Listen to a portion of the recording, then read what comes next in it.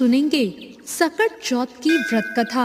आज सकट चौथ यानी गणेश जी का व्रत है। आज के दिन महिलाएं अपनी संतान के लिए पूरे दिन निर्जल रहकर व्रत करती हैं। रात को चांद आने पर वो उसको अर्घ दे के व्रत खोलती हैं।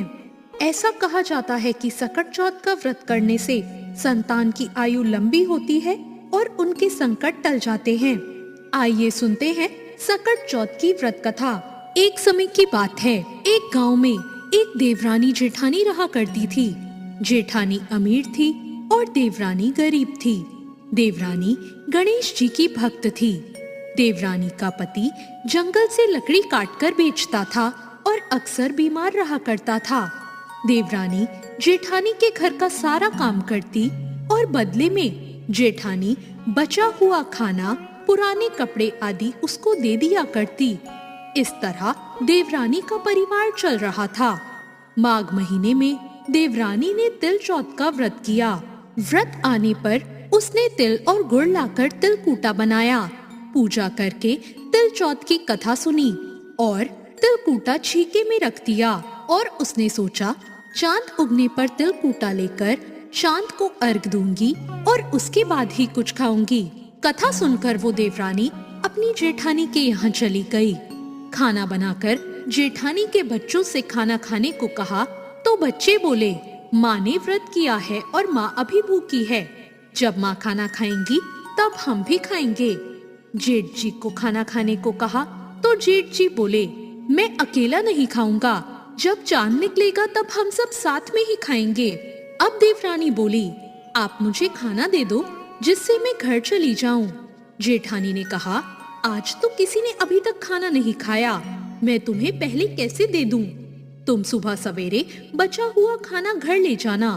देवरानी के घर पति बच्चे सब आस लगाए बैठे थे कि आज तो त्योहार है, इसलिए कुछ पकवान आदि खाने को मिलेगा। परंतु जब बच्चों को पता चला कि आज तो रोटी भी नहीं है तो बच्चे रोने लगे। उसके पति को भी बहुत गुस्सा आया। उसने कहा, सारा दिन काम करके तुम 2 रोटियां भी नहीं ला सकती तो काम करती ही क्यों हो? पति ने गुस्से में आकर अपनी पत्नी को कपड़े धोने के धोवने से भी मारा। धोवना हाथ से छूट गया तो पाटे से मारा। वो बेचारी गणेश जी को याद करती हुई रोते रोते पानी पीकर सो गई। उस दिन गणेश जी देवरानी के सपने में आए और कहने लगे, धोवने मारी पाटे मारी, सो रही है या जाग रही है? वो बोली, कुछ सो रही हूँ कुछ जाग रही हूँ। गणेश जी बोले, भूख लगी है, मुझे कुछ खाने को दे दे। देवरानी बोली, क्या दूं? मेरे घर में तो अन्न का दाना भी नहीं है। जेठानी बचा हुआ खाना देती थी, आज तो वो भी नहीं मिला। पूजा का बचा हुआ तिलकूटा छीके में पड़ा है, वही खा लो। तिलकूटा खाने के बाद गणेश जी बोले, धोवने मारी पाटे मारी, निपटाई लगी है, कहाँ निपटूं? वो बोली, पूरा घर पड़ा है, जहाँ इच्छा हो वहाँ निपट लो। फिर गणेश जी ने बच्चे की तरह बोला, अब पोछूं कहाँ? नींद में मग्न अब देवरानी को बहुत गुस्सा आया। उसने कहा, कब से तंग किए जा रहे हो? वो बोली, ऐसा करो मेरे सिर पर पोंछ लो।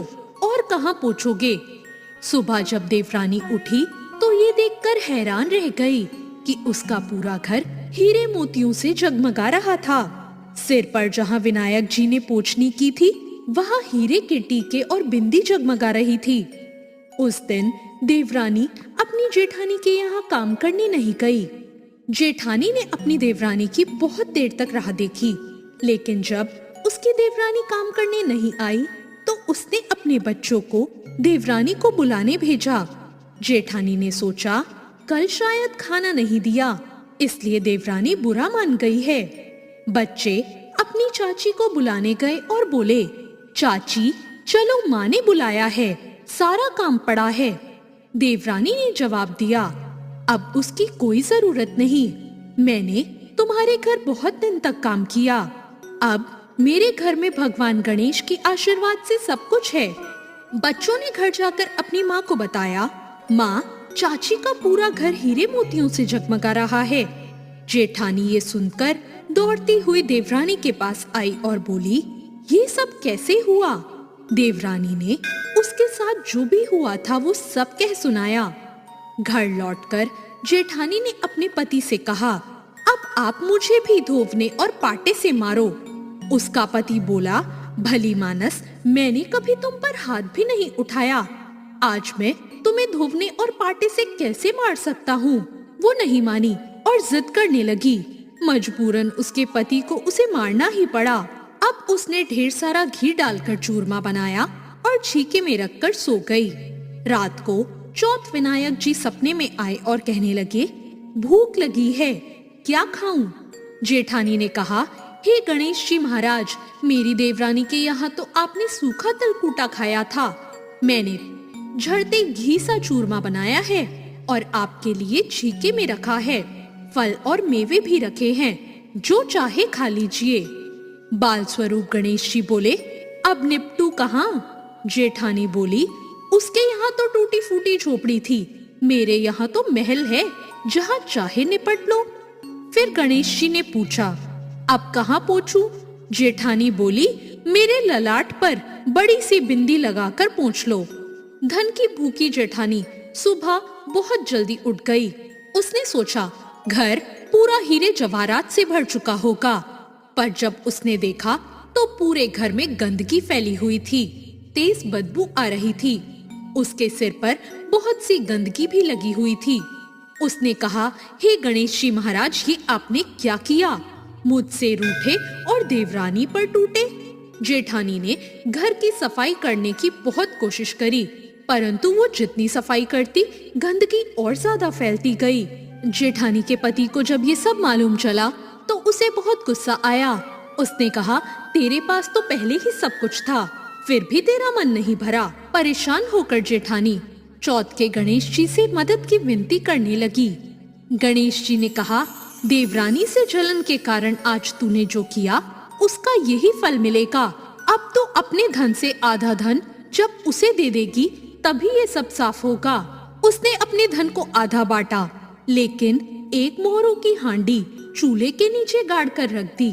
उसने सोचा, किसी को इस बारे में पता नहीं चलेगा कि उसने इस धन को नहीं बांटा। उसने कहा, हे श्री गणेश जी महाराज, अब तो अपना ये बिखराव समेटो। वे बोले, पहले चूल्हे के नीचे गाड़ी हुई मोहरों की हांडी सहित ताक में रखी हुई 2 सुई के भी 2 हिस्से कर। इस प्रकार गजानन ने बाल स्वरूप में आकर सुई जैसी छोटी चीज का भी बंटवारा किया और फिर अपनी माया समेटी। हे गणेश जी महाराज, जैसी आपने देवरानी पर कृपा की, वैसी सब पर करना। कहानी कहने वाले, सुनने वाले और हुंकारा भरने वाले सब पर कृपा करना, किंतु जैसा जेठानी को सजा दी, वैसी सजा किसी को मत देना। बोलो गणेश जी महाराज की जय, चौथ माता की जय। तो ये थी तिल चौथ की व्रत कथा। तिल चौथ के दिन भालचंद्र गणेश जी की पूजा सकट चौथ को की जाती है। प्रातःकाल नित्य क्रम से निवृत्त होकर गणेश जी की पूजा करें और गणेश जी की वंदना करें।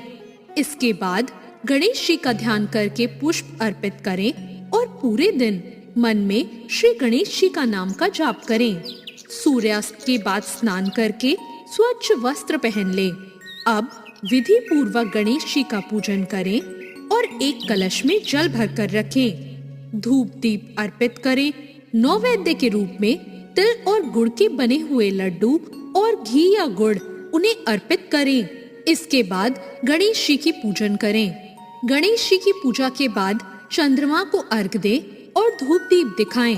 चंद्रदेव से अपने घर परिवार की सुख शांति के लिए प्रार्थना करें और इसके बाद एकाग्रचित होकर कथा सुने और सुनाएं और सभी में तिलकूटे का प्रसाद बांटें। आपको ये कथा कैसी लगी, कमेंट करके जरूर